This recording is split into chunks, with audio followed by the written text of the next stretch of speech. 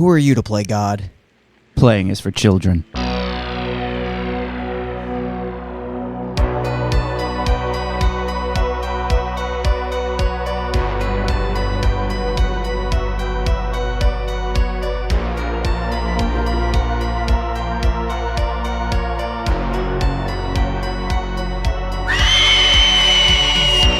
Hello and welcome to the final podcast, the last podcast you will ever listen to. We are the creators of the Spooky Pit, the innovators of the Passion Bump, and we take you down the darkest rabbit holes of all things horror.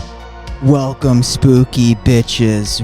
We review horror movies and fuck them with comedy. We are your final bros, Bryan Hopboy LaGrasta and Shane Cougar Town Smith. And we are joined today by Jen, our Scream Queen and producer, and special guest, good friend of the podcast, Ricky Santiago, and Jeannie.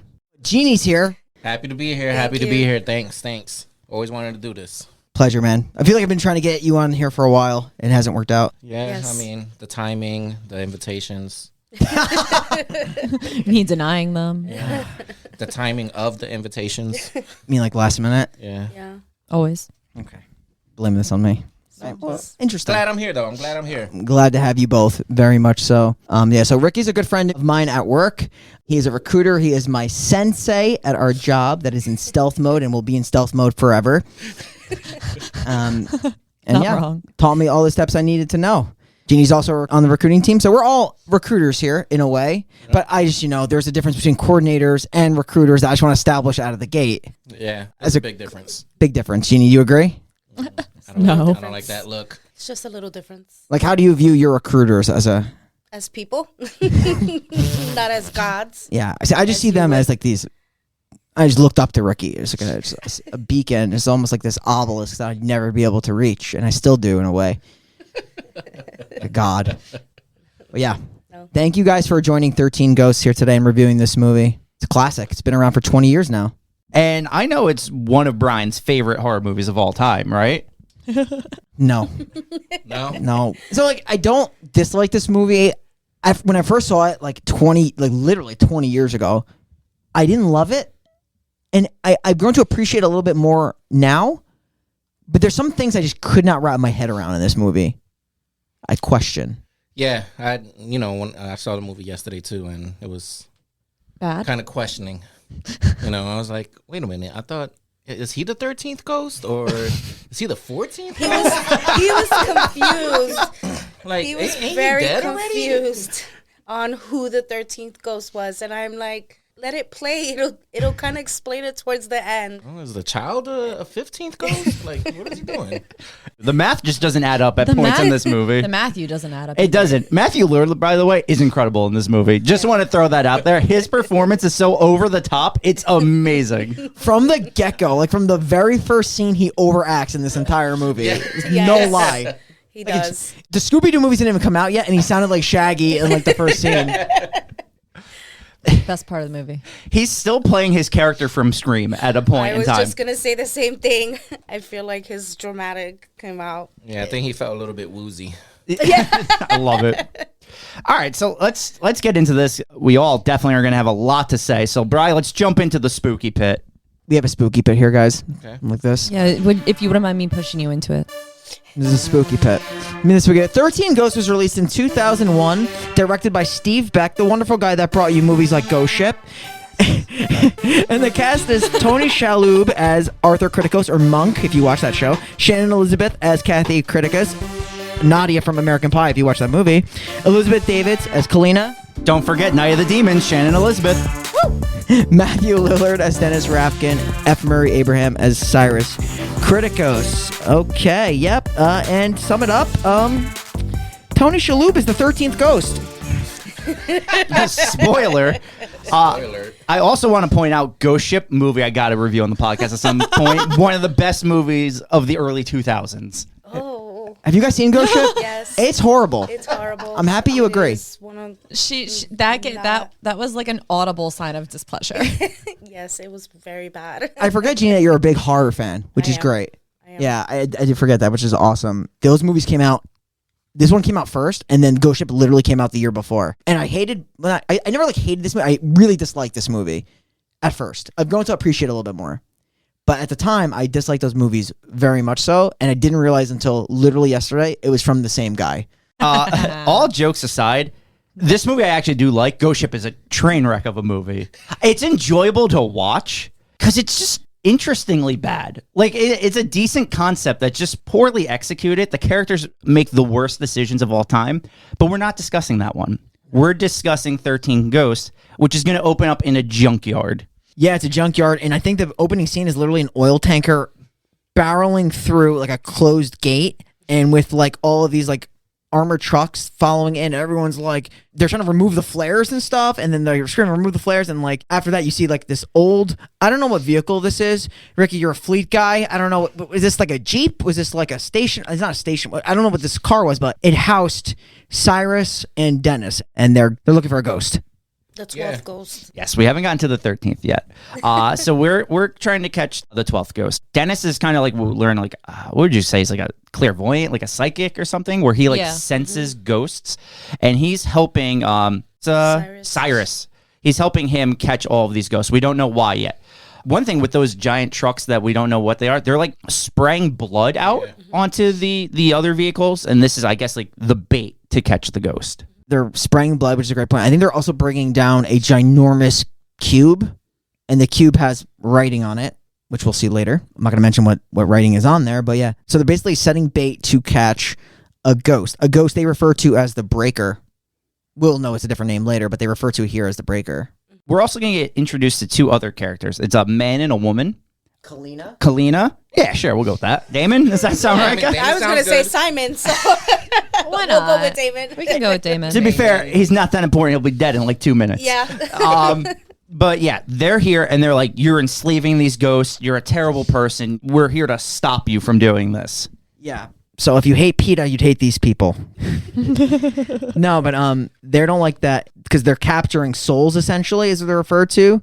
And they don't like the fact, and honestly, that they're literally capturing souls and they're holding souls almost like hostage because he's collecting them. We also learn that Cyrus tells Dennis in the scene, we have to get the 13th ghost. And Dennis says, you only contracted me for 12. It's like, you better up my pay. One thing we'll learn about Dennis is he's all about the bottom line. He's all about the dollar. That's all he cares about is the dollar amount he's getting for doing this. As all this is playing out, though, we hear a speaker start to play this like chant, this like incantation or something, I guess. Yeah, it's like they were in tongues. And it summons the spirit, the breaker. And then we just see like glimpses of what it might look like, and we just see random people being murdered in this junkyard. Yeah, you don't really see what's doing it. No. Right? Like, you don't see what's doing it. You see people, they look like soldiers, so they must be in the army. They're getting... I like that. They're getting flung around everywhere. Like, one guy gets, like, literally... Pushed through a car. Yeah, broken through and shoved in a car. You don't see what's going on. But you do see that I believe Dennis and Cyrus have glasses on at this point in time. You could assume that they're being able to see what's going on. We learn these glasses allow you to see ghosts. It's going to be like a reoccurring theme throughout the entire movie. As all these people are getting like thrown into the vehicles, the actual spirit is walking into the box, chases a guy into this cube, and just starts smashing him into it. Dennis runs up to the cube and he's like, stop, stop, stop. And they've captured the ghost. We will then see all the kind of aftermath where Simon or Damon, whichever, we're going to go, I love aftermath. okay. I like that. Okay. Simon or Damon is dead. Whatever his name is. He's been killed. And we also see that Cyrus has like a metal shard in his throat. Looks like Cyrus is dead. Yeah, but what is it? It looks like a piece of glass or something. It just like slit his throat. I don't know what you guys think. That's where it kind of gets a little bit fishy for me. Like, I didn't like how they did that. Like his death? His fake death. Yeah, I feel like it didn't go with it, and it was just like, oh, here he is dead. Yeah. Yeah, he's just like, quick pan, dead. And Kalina, like you said, Kalina and Damon are just like, Damon's dead. Yeah. Yeah. Whoops. Where? Oopsie-daisy. I didn't like when they showed him dead because I already knew that he wasn't. Oh. He's going to come back somewhere in this movie, and they're going to kind of try to put it together somehow. And so I feel like it gave it kind of away a little bit. I have so many questions about that piece at the end, about him coming back. Yeah. Being like maybe potentially like a 20th ghost. Exactly. And we were talking about this. Probably get to that scene, get there, but the scene in the beginning where the family is there in the kitchen. Yeah, that's actually the scene coming up right now. So we could talk about it. We meet Arthur, who we learn is the nephew of Cyrus, which I also question because they almost look like they're the same age. So, yeah, and we meet Arthur with his 2 kids, which is, I forgot their names. Kathy and Bobby. Yes, and we meet their nanny, and then you could go into what you want to say about them. Yeah, my thing was, they look poor. Yeah. They have a nanny. Oh, That's what totally I thought agree. about too. Totally, that frustrated the hell out of me. And also a nanny that doesn't do her job. Yeah. An inefficient nanny, but like the start, it's a really cool transition because you see like him and his wife as they're looking at Kathy and little annoying bitchy boy outside. Fucking annoying kid. And it pans around the room as you see like a nice house and it slowly pans to like, oh my God, there's a fire. Like you hear this noise. And I think they did a really cool job with this because then like you see like, it goes from nice photos to like, his rent is overdue and like he's late on his bills and things like that. And then you obviously find out like his wife died through this context of hearing like there's a funeral and things like that. And like she flatlines. And then present day where, he has a nanny and he's poor. In a 1-bedroom apartment. In a 1-bedroom apartment. I think in Newark, if I'm not mistaken, Yes, right? She's from Newark. Yeah, she's from Newark. But why does the nanny got to be, or the butler or the servant got to be black?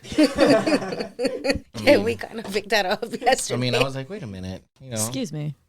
Rude. I just feel like in those like some of those early 2000s movies, they always had like Help. a comedic but like a lot of a the horror movies comedic help? comedic like black woman role. Like I feel like that was just like a typecast they did back then. Like They were like, Actually, we need to put this in the movie. Yeah. This is the best possible part. I mean, they were funny, so like, not But that's what I'm wrong, saying. I but- feel like they always felt like they needed that, so they're like, Yeah. all right, we'll just make her the nanny, and this way we can include her in the movie. And then she and then did she that. saved the yes. world. And then- She does. Yeah. And then she saved the world at the end. Yeah, Sassy Black was in the early 2000s. It really was. In my notes, though, I don't have her listed as her name Maggie, and I have it as the help.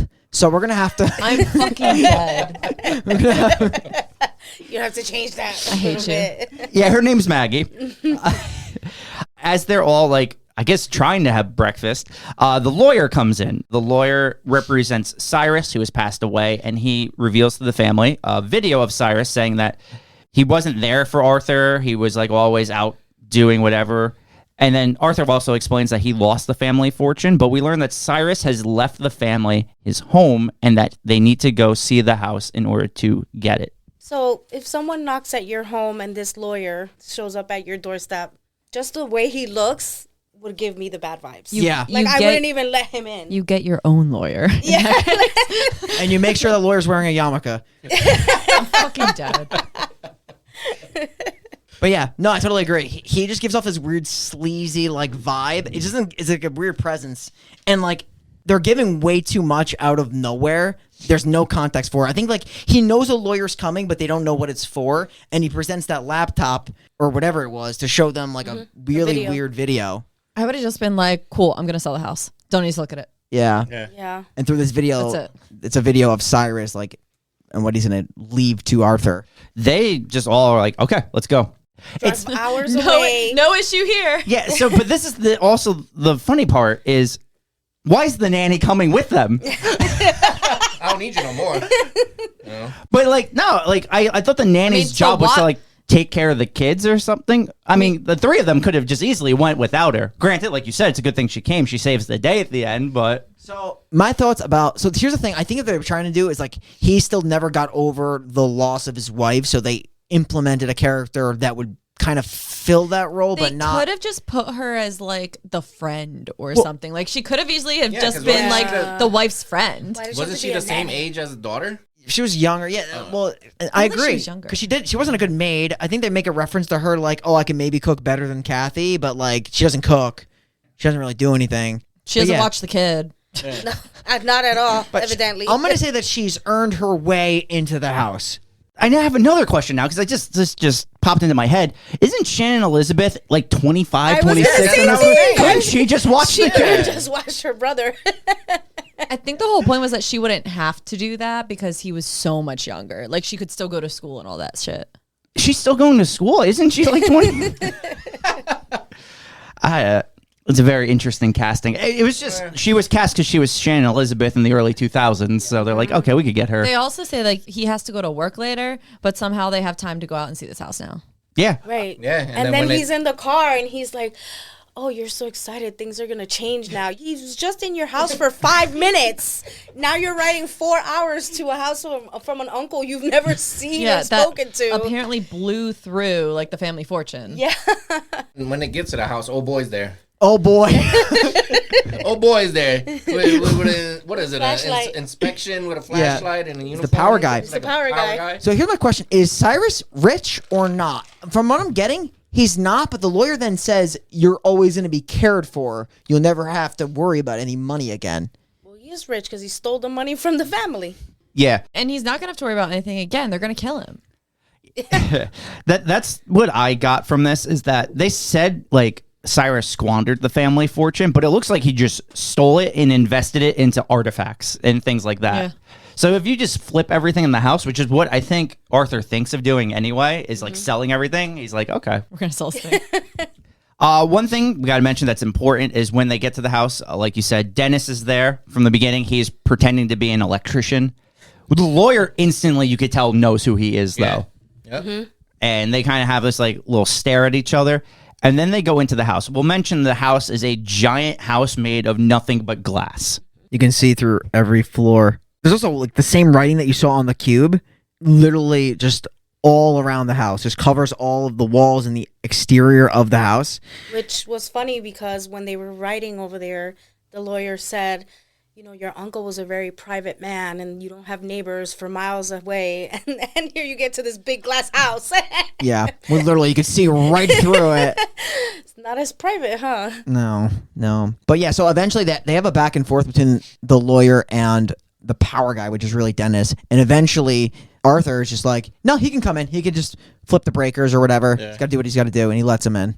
Yes. So they go into the house. They're looking through it a little bit. They go into this giant center room that the center is like a spinning floor, which right then I'm like, there's something wrong with this house. That's not normal. Like what house just has like... You walk in and you walk right out. There's like just these runic symbols. And I'm like, this is a death curse. I don't want to be here. And I will mention, because I know we briefly like glossed over the scene, but I just want to mention it. You do see a quick like cutscene to Kalina, who's like getting her stuff ready. She's like grabbing this huge grimoire of stuff and dynamite, because she's gonna need that. She doesn't really talk. I think it's just a scene of like her just like grabbing all these things, and there's like a shot of like an article that mentions the death of Cyrus, so you know that she's gonna probably be coming to this house at some point.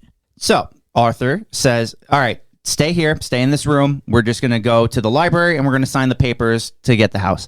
As soon as they leave the room, the kids and the nanny leave. Terrible nanny. Yep. I actually think it was her idea. That's it. Then we see Dennis. We cut to him, and Dennis goes into the basement where he starts to have some flashes. And it's like he keeps sensing, essentially, that the ghosts are there. So he puts on the glasses, and we see that all the ghosts are in the basement. We start to see certain ones. I think we see the one with the baseball bat and one other one. Yeah, so I think that one's the prince. You might see the withered lover. Yeah, I was gonna say bride, but it's lover. His wife. The withered lover is the wife with the the ivy thing. The ivy walking thing. The stick. No. I just call it the sick person bag. Sailing. Yeah. I think you might also you see the princess.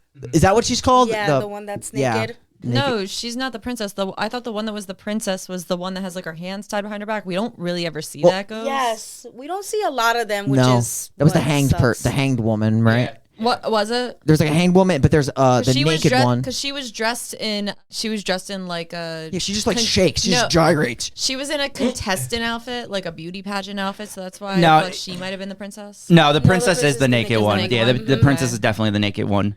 Which is kind of funny because they show her more than all the other ghosts. Yeah. There are certain And the ghosts that jackal. get special treatment. The jackal, The juggernaut. the juggernaut, the hammer. I was gonna call him the nail guy, but the hammer. Oh But wait, The no. nails. I was Yeah. getting confused between the hammer and the prince because the prince also has A bat. A bat. Yeah. The jackal, like we said. And then the little boy with the arrow in his head he doesn't do anything, What but is he he shows called? up a lot. What is he called? The little boy with the arrow, and I actually have no idea. He was the first ghost that they mentioned when they went through the 13. Yes. But I don't remember what he was. I'll let Brian talk about something, and I'll look it up real quick. And it's not the lost son. Yeah, it's something like that. But there's also a few other. I know you don't maybe see him right away, but there's the boy ghost and the big boy ghost. And yeah. The mother and the son. And the dire mother and the son or son. something. Mhm. And there's was so also creepy. there's another female ghost too that's like in these like She's in like a old time wooden handcuff. like they're gonna chop her head off. Yeah, like a guillotine. So I'm just going to run through the names of all of them. The first one is actually just called the firstborn son. Got it. Then we got the torso, which is the man Yes. who is just covered in saran wrap and a torso and a head. Then we have the bound woman, which is the hanging girl. We have the withered lover, which we learned is Arthur's wife. We have the torn prince, the man with the bat. The angry princess, which is just a reason to have a naked girl in the entire movie. Then we have the pilgrimess, which is just someone from Salem. Wait, that's She's the the old. one That's the with old the- lady. That's the old lady who's in the stock. Yeah. Then 8 and 9 are actually the great child and the dire mother. They're actually two different ghosts. I thought they Well, were they're one. together, but They are they two. count them as two different ones. Ah, interesting. 10 is the hammer. 11 is the jackal. 12 is the juggernaut. And it doesn't tell me what 13 is because they probably don't even know either. No, he does. The 13 is His the author. like The someone who. lonely. Yeah, he has to sacrifice. He essentially just has to sacrifice himself love. for love. Yeah. Yeah. I'm surprised I didn't list it there because she's right. It is in the book. Yeah. It's essentially the person that has to be sacrificed. But you don't really see some of these ghosts. Yeah, some ghosts definitely get more screen time than others. But the thing I wanted to mention, Dennis has these weird visions. They're a little orgasmic. Like I don't know if you got the impression he like curls to the ground and he's just like. Veins just Yes. popping out Yes. his forehead. I guess because when we say he does overreact, it just looked like he's really like 7 Captain Creepers in. I think that the whole thing with him is the more he's able to see about you, the worse he gets. Because when they were in the library and Arthur touched him and he shocked himself and then he kept touching him and then he got to the floor and then he was like, spit was coming out. I think the longer you stay on him, the more he gets orgasmic. His libido just kicks up. So, but I think he played a great part because he's But- perfect for it. Isn't this movie a remake? It is. It is. It is. I don't think they use the same names, but it No, definitely yeah. remake of like a 60s movie, right? Okay, so let's keep moving with the movie. We're going to keep cutting between different people because they're all in different places at the time. Dennis, after he has all these flashes, is going to run upstairs to Arthur, and he's going to tell Arthur, he's like, okay, I'm just going to come clean. We used gotta to we used to hunt ghosts, me and your uncle, and they're all in the basement. We gotta So go. we gotta leave. And then the lawyer's like, "Oh, this is Crazy Ralph from Friday the 13th. You don't believe him." Yeah, no, I think it was super fun. He's super matter of fact about it. So I kind of like get like Arthur's hesitancy. It's like, what the hell is this? What are you doing? Like you're the power guy I let in. Now you're bringing up ghosts. It's like completely out of left field. I think he's like, oh, the lawyer now all of a sudden is just like, oh, he's been like interfering with like all of these efforts that I've had to try to get you the like he just like mentioned that he's done this a few times and now all of a sudden he knows him. Which is like kind of weird. I'm surprised Arthur didn't pick up on that. But yeah, Arthur's gonna be a skeptic for quite a while. Yes, he is. But despite being a skeptic, he does agree to get his family and go outside to let Dennis explain everything. Only after the house shift. Oh, that's right. That's That's what right. happened. When Dennis was telling him in the library, he was like, you're crazy. And he's like, we gotta go. And then the house shift and he goes, yeah, I think that's a good idea. Let's get the kids. Yes. We do cut real quick to Kathy, who is in a bedroom, and she's like in this really nice room. She falls, lays on the bed. Bobby is just like finding some toys with Maggie in like another room. Then Bobby's just going to go on his own rogue mission with his scooter. But she finds the glasses and Yes. she gives them to him. And Yes. that's when he goes. Yep, with the glasses down on his own solo mission with his razor scooter. His little scoot boy. Little badass boy just riding around. And Yeah. then he said, let's go to the basement. Sure. Of course, he goes right to the basement. I do have a question. I'm a little confused about the house shifting thing. Because I get why the house is shifting, what like instigates the house shift? So when the lawyer goes down in the basement, we're past that, right? This You're is about to actually get going to come up right now. Okay, then you go through it. Yes. We'll get to it. So then we cut back to Arthur and Dennis. Dennis has one of his little flashes again. Arthur goes to check on him. They realize the lawyer is no longer in the room with them. That's when the lawyer, we see him. He goes into the basement. He has the glasses on now, the lawyer. He sees a bag, picks up the bag, triggers a thing because he lifts it off of it's like a pedal almost on the floor. So when he lifts it, the pedal goes up. That's when the house starts to shift. And that's when we cut to Dennis and Arthur. And that's when, like you said, Arthur's like, okay, we can go. Yeah, no, I'm happy to explain it, but I guess my thing is like, is it set on a time limit? Because they don't all release at the same time. No. They release in sequence. In sequence of the circle. So when the circle, if you notice that every time a ghost was released, it's because that circle in the middle was lining up. So as it lined up with each symbol of the ghost, the door opened for the ghost. So it's like a revolving thing that just had to align. And then I think upstairs when the glass was moving, the reason why was because as each ghost was let out, those walls would protect you somehow. Sure. And do they release in sequence of ghosts too? I think they do, right? So they definitely release. They don't really do a good job of showing that, but they do release in sequence of ghosts because you don't get the big three, the Jackal, the Hammer, and the Juggernaut till the very end. I think if you knew the symbols, I think the symbols could be numbers too. So if you knew the symbols, that would probably make more sense.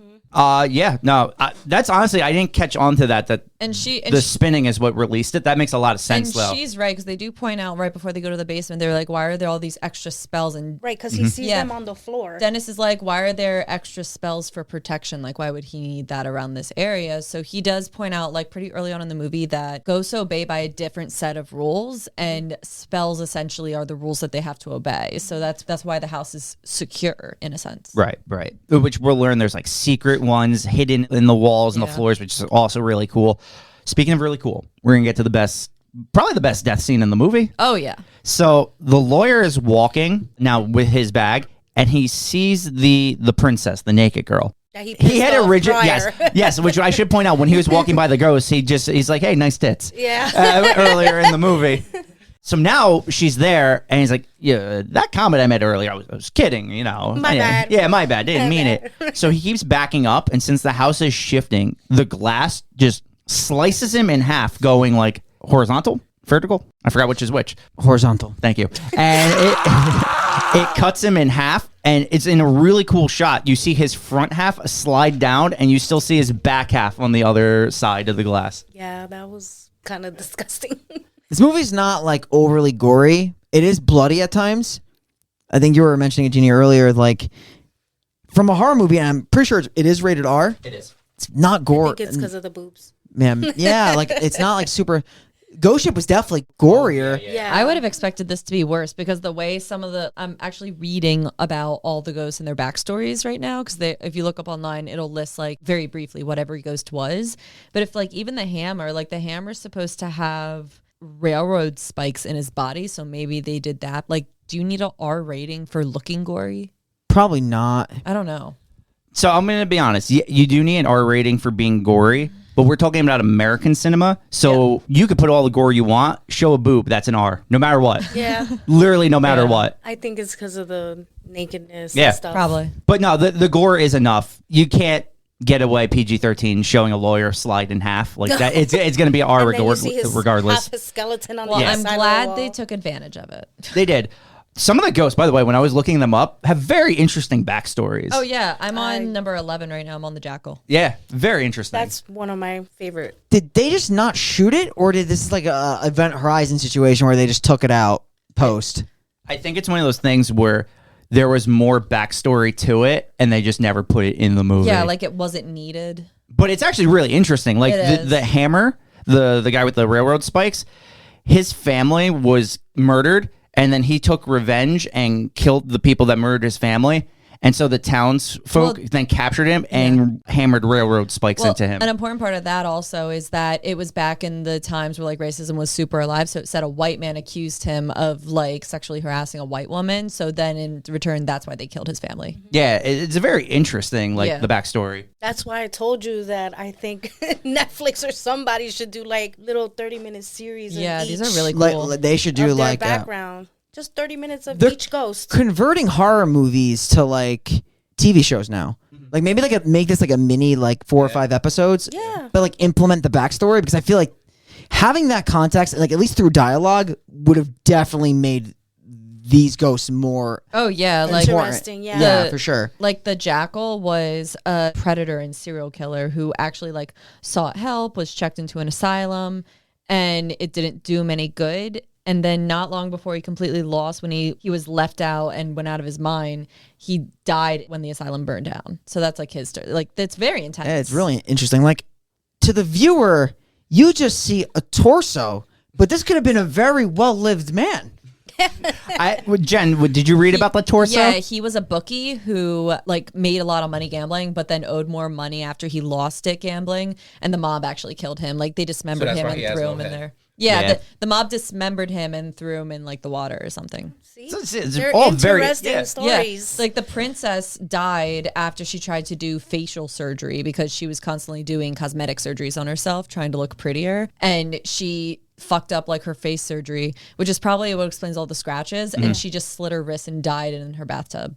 That makes sense for Ah, this that scene we're about to explains get the to. bathtub scene. Yes. Yeah. Oh, that's convenient timing. Good job, Shane. Perfect. Let's segue in. So Arthur and Dennis now decide to go look for the kids. They go to the main room where they are missing, and then we cut to Kathy, who is now in a bathroom. Now, the bathroom's gorgeous, beautiful bathroom. It's still glass, but it's kind of, what is it, opaque glass that you can't see through? Yeah. But it keeps doing this really cool shot where it's the normal bathroom, and then you get shots of just blood smeared everywhere, all over the wall. There's something written in blood. I don't remember. Isn't it, I'm sorry? Yes. Because that's what you hear throughout the whole scene. Mm-hmm. Her saying, I'm sorry. probably for the suicide after the failed cosmetic surgery. It's a whole backstory they probably didn't want to shoot.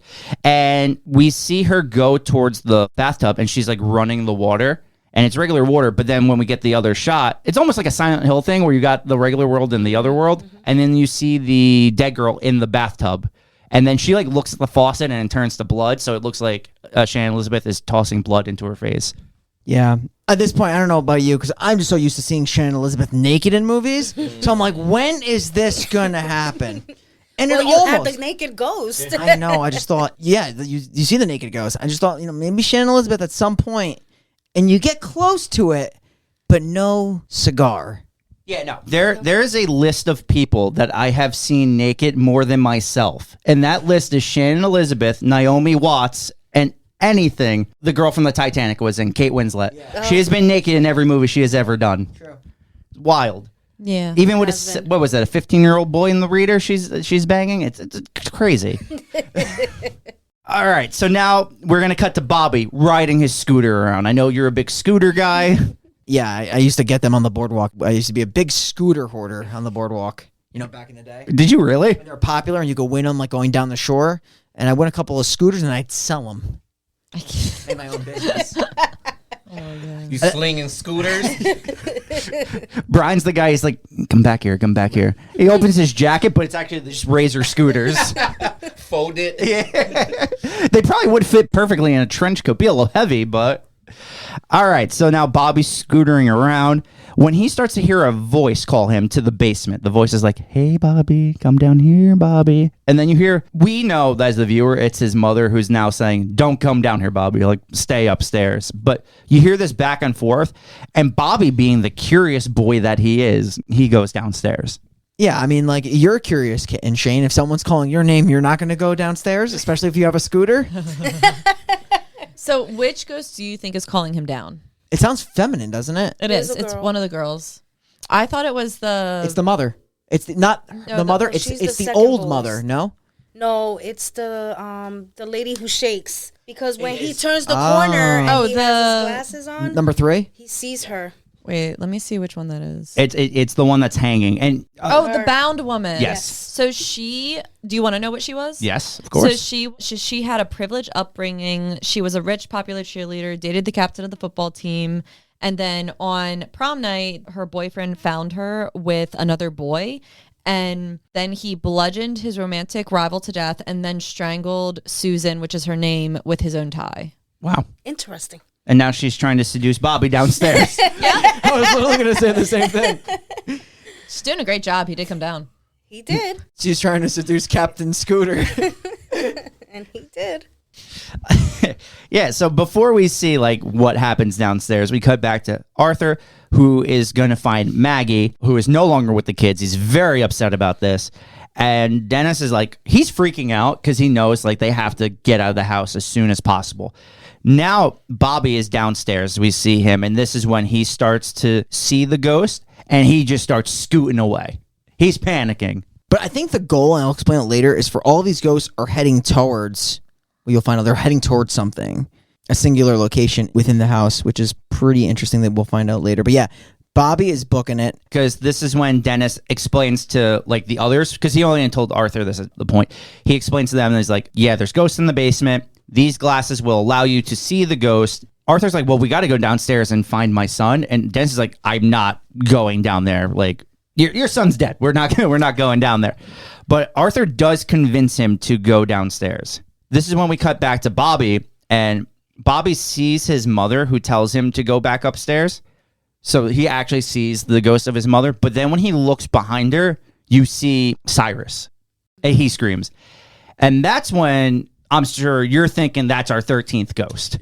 That's a fair call out. Also, thought it was interesting how Arthur sold Dennis on going downstairs. But he was always about the money. Yeah. So He was no, I totally agree.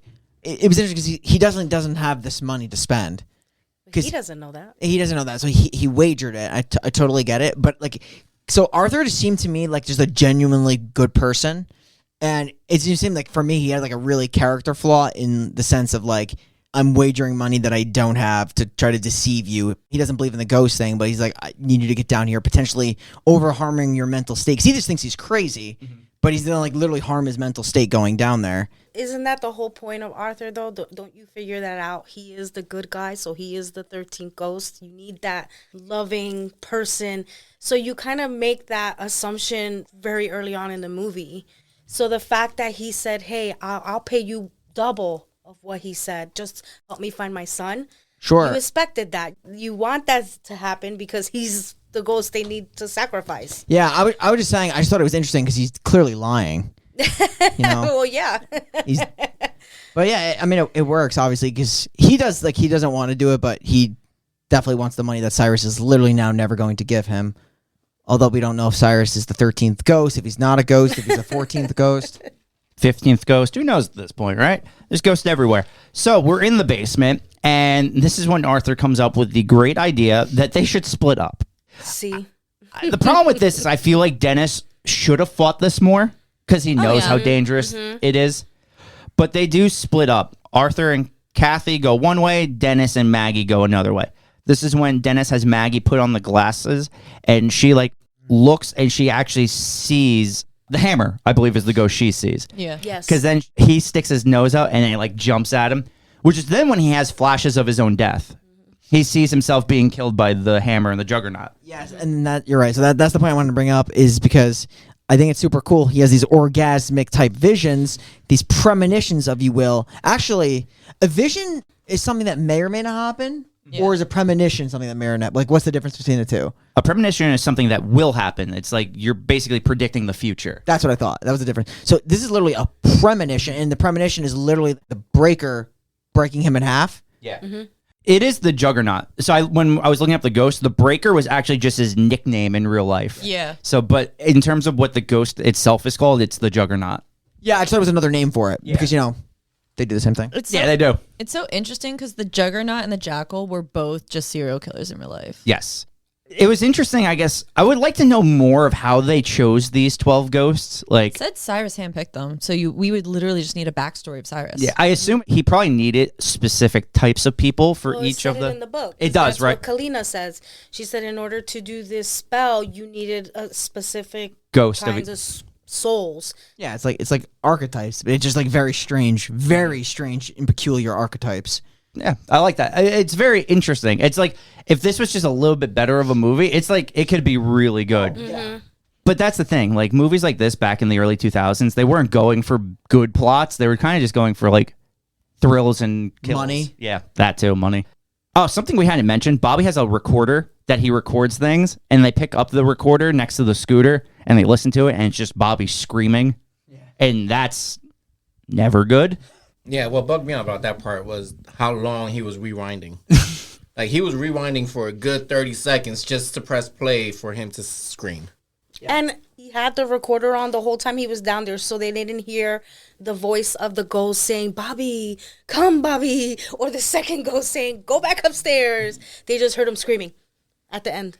You're looking at a future Walter Cronkite. This guy is documenting everything in step with these 12 ghosts. Yeah. So after they find this, Kathy puts on the glasses and looks up because she also finds the glasses next to all this, and the jackal jumps on her. And now this is when Brian's starting to get excited because as the jackal is attacking Kathy, it is actually just only ripping her clothes over her boobs. Like that is the only part that's ripping. Yeah. Face a little bit. It was the clothes over a boob, and I'm like, this is what I'm talking. Okay, well, they got so close. They didn't actually go full boob on this one. No, they did not. But that's when I always forget this girl's name. Kalina shows up, and she throws this, like, flare at the jackal, which makes it disappear, and she's able to save Kathy from this attack with Arthur. I was wondering in the beginning, too, because you hear in the very, very beginning with the whole reason why when they try to catch the breaker for the 12th ghost, they mention the flare thing. It's very clear, and now it becomes the visualization. You throw a flare at the ghost, they just wade away into the ether. We're just, like I said, we're cutting back and forth constantly. Now we're seeing Dennis, and Dennis is like, okay, Baggy, slowly come to me, because he sees the kid with the arrow in his head, and he's just has an axe. He's like hitting on his leg, like very intimidatingly, and he's like, okay, run, run, run. So they just start running. We cut back to Arthur, who now Kalina is explaining to Arthur that Cyrus has been enslaving all these souls for years. She shows him the Book of the Arcane, the book we've talked about. This has all the information that he can need. And they start talking about this like machine that can show the future and that Cyrus has most likely built.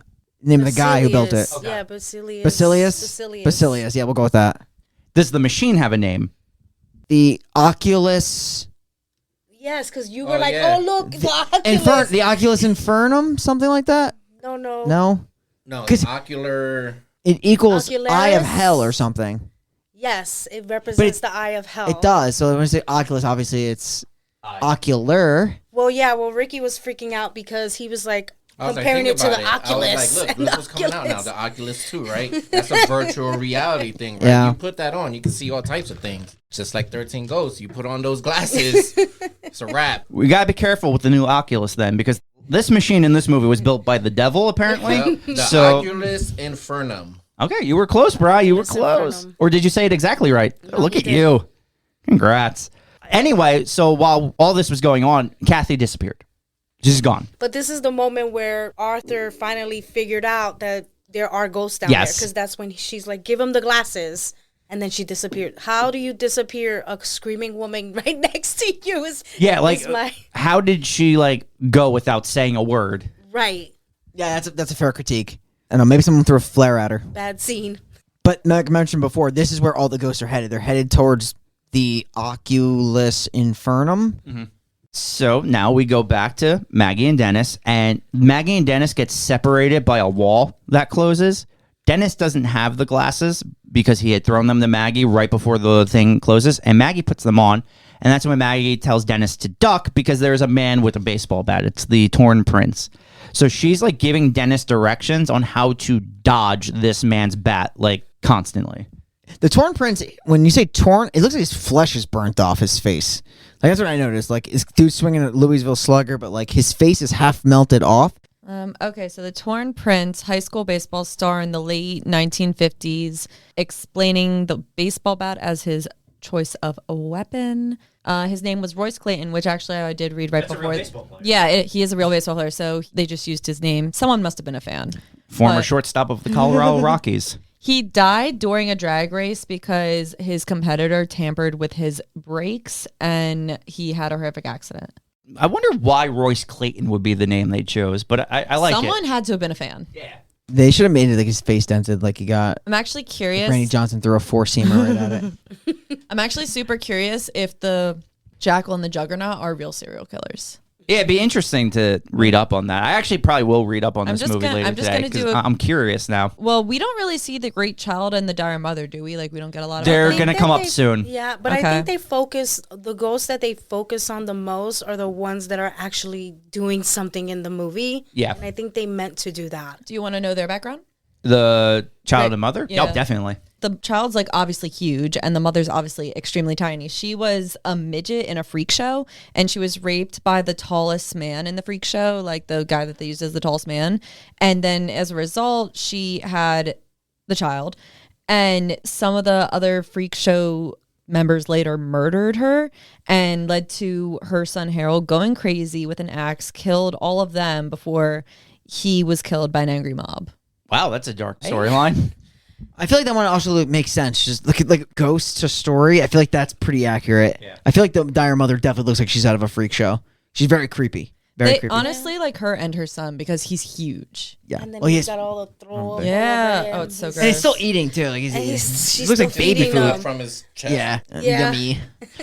I'm gonna look up if those two, the Juggernaut and the Jackal, are real serial. I guess. They mentioned something in the movie that the jackal was the Charlie Manson ghost. Yeah, the Charlie Manson of the Yeah. ghosts they were Or mentioning. something like that. Which is very weird because the jackal is very swipey. So then, what did they mention? Like Charlie Manson's a cat because the jackal is the one that doesn't the jackal swipe Yeah. at Kathy? A lot of claws, and I think it's because he's in a straitjacket pretty much, so he's just kind of swinging wildly. Crazy person. Yes. Yeah, it says like for the jackal, it says the jackal is the ghost of Ryan Coon. Yeah, I'm reading that. I tried to look up the real person. I think he was just made up for the show, though. Okay. Still They terrifying. all have names, which is pretty cool. It's pretty cool. Like this one was born to a prostitute. Okay, so the other guy, Horace Breaker Mahoney, the Juggernaut, he's also just a fictional character, so he's not based on anyone. What's his story? Okay, so the Juggernaut, Horace Breaker Mahoney, he's considered the final boss in the group. He's a mountain of a man, a serial killer who would pick up hitchhikers or offer rides to the stranded only to take them back to his junkyard where they found him in the beginning of the movie, where they found that his explains spirit. that. And he would tear them apart with his bare hands, feed their bodies to his dogs. Shane hates dogs. Sure. And So do I. then it goes along talking about how him and the Hammer murdered Dennis later. But yeah, so him and the Jackal were just straight up serial killers. I have more and more questions as we read these. Right? First question is actually outside of this. First question is, why would they choose these ghosts to fill the 12? Like, why does this set of 12 open a gate to hell and giving Cyrus all the knowledge he needs? I get that, whatever. But, like, why this set of 12? Like, what does each character bring to the table? 'Cause it looks like they're duping up on some of these, but... I guess you would have to look up, we'd have to read the definitions of each 13 in the book at that point. But the Jackal grew up as a sick and twisted man, but he actually sought help for his condition. Like, he knew he was a serial killer. He knew he had these urges. And his difference from the Juggernaut was that he pretty much checked himself into the mental hospital. And pay attention, then all the ghosts don't actually have something like that. Like the princess committed suicide. She didn't kill anybody but herself. The withered lover, she didn't kill anybody. She was murdered in a burning home. So I think little criterias like that. But she said it, Kalina said it, that the book explains which ghost is needed. Yeah. Also, my next question, I guess, just like looking at all these ghosts, I don't know if they thought about backstories before they made this movie or after. I don't I'm know. leaning after. I think so. I think after. I think they would have had to pick the ghost first and then build the backstory around that ghost. Yeah, that makes sense. Do you know where I'm getting? No, I do. Because they probably just went for cool designs for ghosts, and then they're like, we'll figure it out after. Because I'll give the movie this. The ghosts are really cool looking. They are. There's Yes. not a single ghost where it's like Yes. disappointing. Because even the mother, it's like, yeah, it's just a burn victim, but it makes sense for the story. Oh, So by the way, what's that raggedy one called? The one with the the Pilgrimess. Pilgrimess. She actually was someone who was an outcast and was claimed to be a witch from Salem, and they couldn't burn her for whatever reason. So maybe she was a witch. So I think they ended up like just putting her in like the hold. Oh wait, here it is. Pilgrimess was a victim of the witch trials hysteria that gripped New England from the 1600s. Local outcasts accused of witchcraft attempted burning didn't work. The perception was she was evil only increased, and in the end, the pilgrimess was left slowly to die of starvation in her shocks that remained in her ghost form. This movie does confirm then that witches are real. So there was that now. Brian's like, perfect. Back to my witch hunt. Speaking of witch hunts, this movie, we are now getting to Kalina and Arthur. They're going to decide they need to get to the library because that's the safest spot. Dennis and Maggie are now going to start running because they have gotten back together. This is when they finally run into the big baby and the mama. So they run away from them. I think they meet the Hammer at this point, Arthur and Kalina. They see him. They start running. It's a lot of just running around in the maze at this point, trying to get to the library. The four of them then all converge finally to each other. But this is when the jackal starts to attack Arthur from behind as they're talking. And the jackal just starts ripping Arthur's back apart. Yeah, I thought it was super interesting how they labeled him Charlie Manson. Wasn't Charlie Manson, like, not physical with anybody? He had his people do everything. I think it meant to be one of his followers, like to do his dirty work. Okay. But yeah, I know what you're saying. Like, Arthur now is just getting ripped apart. It's his legs, right? Yeah, it's like his back. His back is getting clawed at by it. It was his back. Yeah, because they show, like, his shirt ripping, and they show, because he's wearing a white shirt, so it's kind of bloody. They're able to, like, get Arthur away, and then they, like, find this, like, door, and they go up, and it brings them upstairs into the library. So they're all in the library. This is when Kalina and Dennis start to argue. Arthur says, both of you just shut up. I need to find my kids, and we need to get out of here. And this is when Kalina's like, oh, hey, Dennis, you haven't told them about the fourth ghost yet, have you? Ha, ha, ha. She's very mean to Dennis, which is fair, I guess, because he was helping Cyrus. She's also fucking Cyrus. But I think that's why she did it, because she had to draw attention away from herself. Definitely getting there. But when she says that, Dennis is like, no, don't. Like, don't do this. I think that's her exact words. Don't do this and bring it up. It comes out that she was the fourth ghost that they captured. And then from out of nowhere, he throws a slug right at Dennis's face. Just pops him. It was a Newark pop. I didn't expect that from Arthur. No, it's a really good pop. And then, since we kind of mentioned it, she mentioned this, like you said, because she's with Cyrus. But it also gives Arthur more reason to sacrifice himself later on to be the 13th ghost, because he's not only saving his children, but he's also trying to save the spirit of his wife. It's all laying out the groundwork for that. This is when Kalina goes over what each of the 12 ghosts are. We've covered all of them now, I think, so we're good there. And then she explains to Arthur that a sacrifice has to be made, that Arthur is here to sacrifice his life to save his children, and that she does say here he is the 13th ghost. Yeah, Jen, you have the name of the 13th ghost again? I keep forgetting. No, let me go see. I don't know if it listed that. I don't think it listed the 12, but let's hope. It only lists the 12. How it looks, you see the sacrifice. It's a man actually sacrificed, and you see like a knife. It looks like in his heart or something. But yeah, it's coming to the realization, and he's the kind of person, he's the kind of character, the way they've developed him, that he is right away totally fine with sacrificing his life for his kids, obviously. And I think you hear the first curse word in the movie when Rodriguez is like, you're fucking crazy. You can't fucking do that. Did you find it? No, I couldn't find it. Yeah, I just couldn't find the name.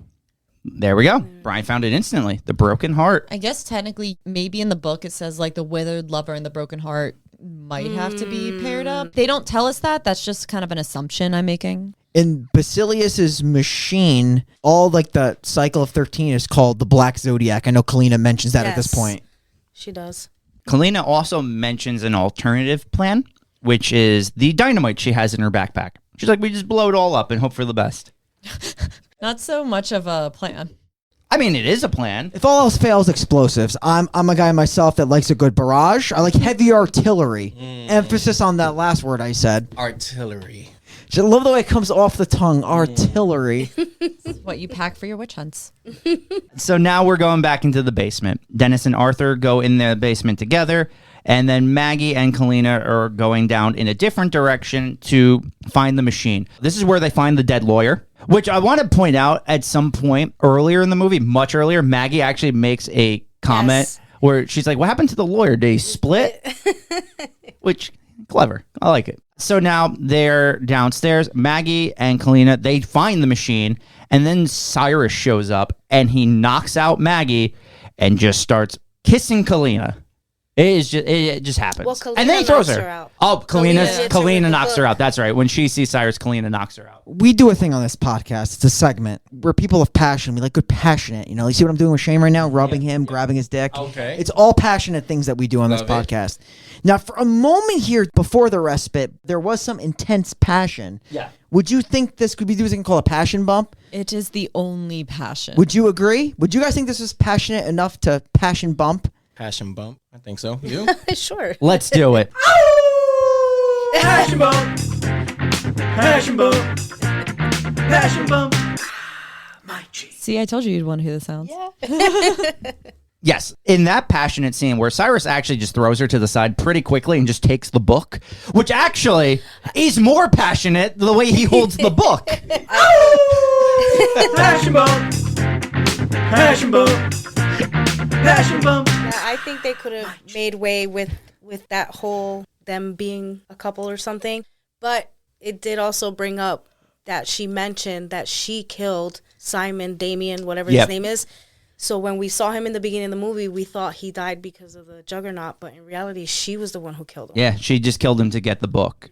It's funny that this guy's name that we don't know is actually a pretty key plot point because like that's her whole like turn.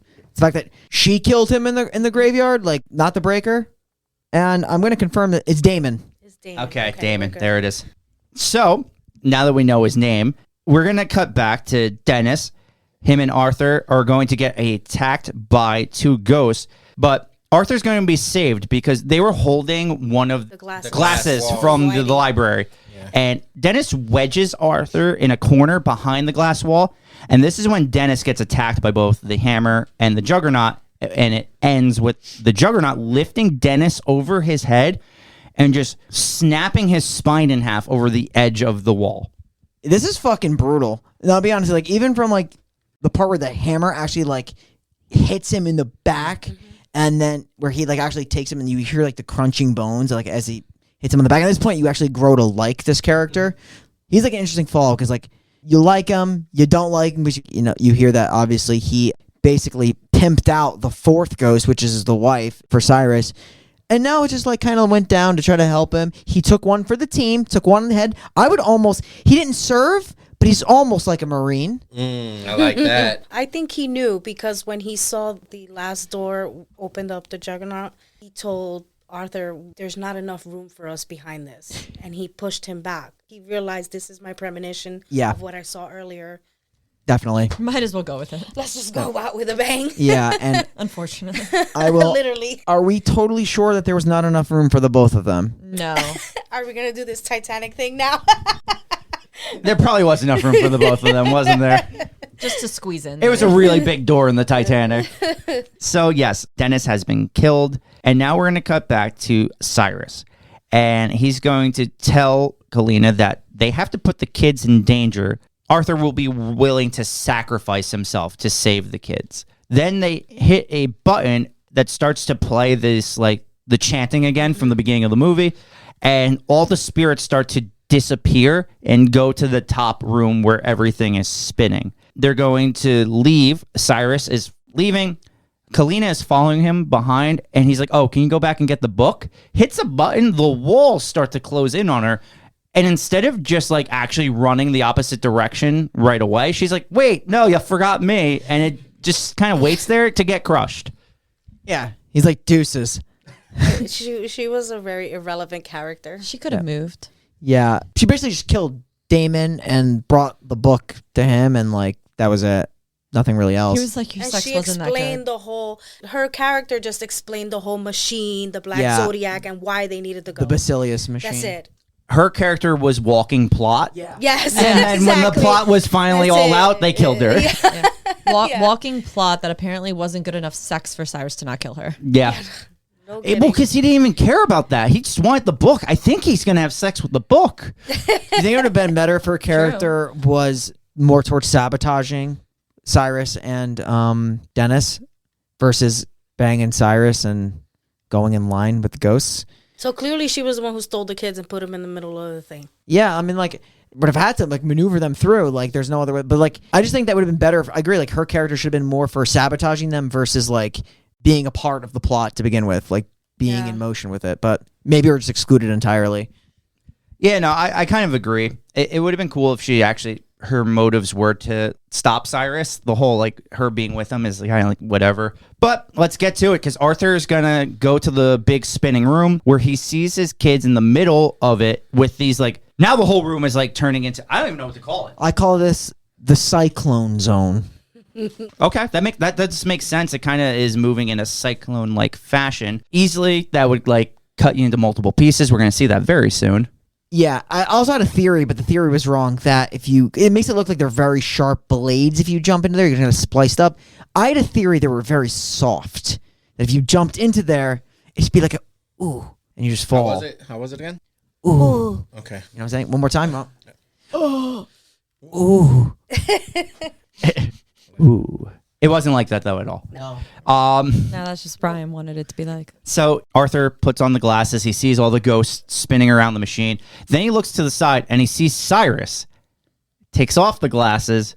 Cyrus isn't a ghost. He's a real guy because he could see him without the glasses.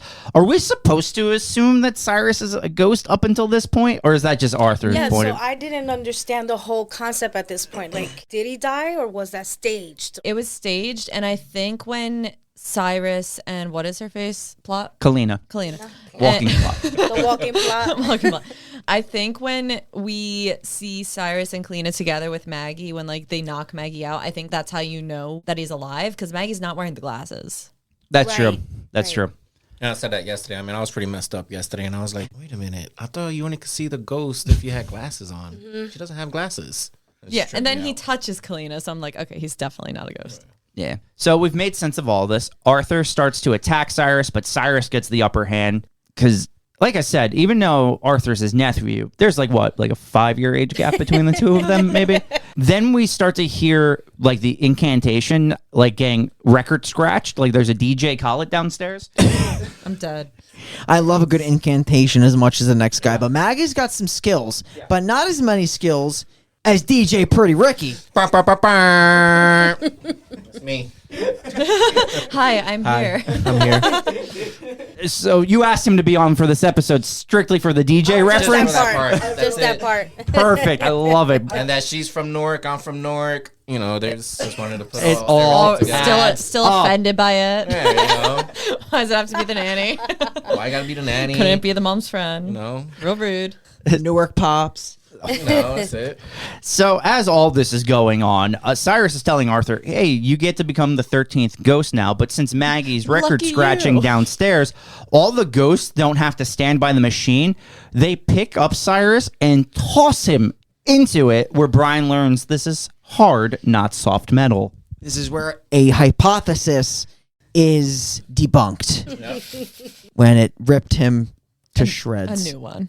But I'll tell you what, New ones. the Basilius machine is looking pretty fucked up. Yeah. It's not completely fucked up just yet. Like, you see, like, Yet. well, we'll get to it. Some of the cogs are falling off, as I guess we'll call it. Gears? The gears are falling off. So Arthur's going to leap into the center. Great timing. I don't think anyone could actually time this, but he does. And he gets through.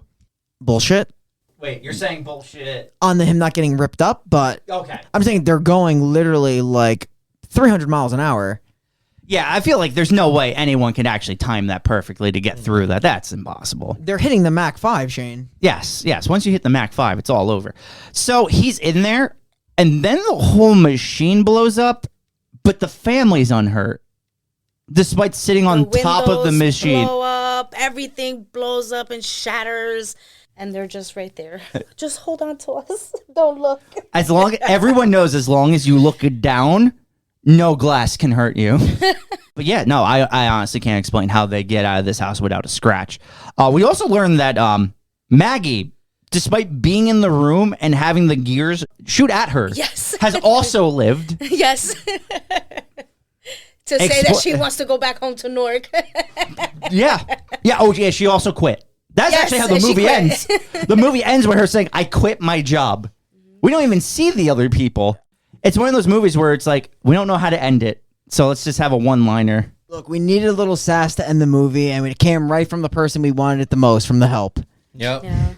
You know, it's very rare that, you know, the black person lasts to the end of the Classic stereotype. She was too good. Couldn't knock her out. I didn't like the end. I thought that they needed to find a way to end it, and that's how they ended it. Because you have this huge machine with all these gears in the middle of this big ass house, and all she came was turn some turntables. Yeah. And that just messed everything up. Set everything off. There just had to be a better way, and I think maybe because it was just at the end of the plot already, they were like, all right, let's just throw something in here to end it. They don't have access to that machine until... When do they have access to that machine, is my question. Yeah, it's not till the end of the movie, pretty much. I'm just like, I'm talking theory. I'm a theory guy. In theory. Because all they needed to do was really break the machine. Right. And they don't get to the machine. It's literally once they find the machine, the movie ends in like 10 minutes. Yeah. Right. But Dennis So- didn't even know about that machine either. He just knew he needed all the ghosts, but Yeah. he didn't know for why until Kalina came and they were in the library. Yeah. And she was like, look, here's the book, here's all this stuff. And he helped them. I'm just asking, saying, because, like, you know, it's revolving. They don't really get a 13th ghost. No. So I was just, like, curious about, like, all they had to do was find a machine and break it, technically. Yeah, they could have ended the movie a lot sooner. But like you said, they didn't know about it, so that's what happened. They wouldn't know where it was. They didn't know where it existed in the house or that it was even there. Yeah, exactly. Let's wrap this up. We'll each give our review. So I'll start us off. Yeah, look, it's not a great movie. It's kind of not even a good movie. But I did enjoy watching it. Matthew Lillard is his usual horror movie overacting self, which is always entertaining. This may have been his audition for Shaggy. I think you were right on that. I mean, you got Tony Shalhoub. He's always a pleasure. Shannon Elizabeth was almost naked, so that's always cool. The ghosts were really good. The designs of the ghosts I really enjoyed. I thought they were all very well done. So I'll be nice. I'm going to give this movie a 6 out of 10. Yeah, I'm also 6 out of 10. Me and Shane on point here. This is the classic, for me, like, Event Horizon story. You set up... This technically, Event Horizon had a lot of great movie parts that were cut out of it, but yeah, set up a lot of great concepts, and if it just filled it better, it could be a great horror movie. Like, honestly, that's why I appreciate this movie more now that I'm a little older, which is fair. So I'm also giving it like a 6. And yeah, I mean, the blood would have been cooler if there was more blood and more gory, but just more context and more plot points to fill out these like little holes that we have and all these questions. Because like I do have some, but like it could be a great movie because every ghost is great, but every ghost doesn't have purpose because not every ghost does something. And I think that if they took actually some ghosts out, it would have made probably more sense because Dire Mother and the Great Son don't do anything. The Boy doesn't do anything. The Torso doesn't do anything. You could just say, oh, what about there's like, 10 ghosts because all the other ghosts do something. But that's nitpicking, but I think you get where I'm going. I do. Jen, you want to give your review? Yeah, I was thinking about this because I saw this movie at such a young age that I remember really enjoying it when I was young. So I did find that growing up, I didn't enjoy it any less. So I'm going to give this movie, I'm going to give it an 8 out of 10, which is pretty high for a movie that I don't find to be a very good movie in general and for a movie that I don't like the ending to. But I still enjoyed watching it. I thought the ghosts were interesting, and honestly reading about their backstories made it way more interesting, and I kind of wish that there was like some sort of subplot or something to this movie because that would have been really cool. And yeah, you're right, I didn't agree with the ending. I almost would have liked it if he died a little better, if he died with his uncle or something. I don't know. I didn't write it. I don't know how to end it. I don't know how to make it better, but I enjoyed it. So what did I say? 8 out of 10. I'm like you, even though it wasn't a great movie, and when I first saw it, I was younger, but I do enjoy watching it. If it comes on TV, I'm going to watch it, but I agree with Bryan. I think that it does need a little more in the plot, and I definitely did not like the end of it. I feel like they rushed it, they didn't know what to do, and they threw it in there, but I would give it a 7 out of 10. The acting was okay. I do like Matthew Lillard in it. I think he did a great job, and I think that he played true to his role. But I agree with Ricky. I didn't think they needed a nanny.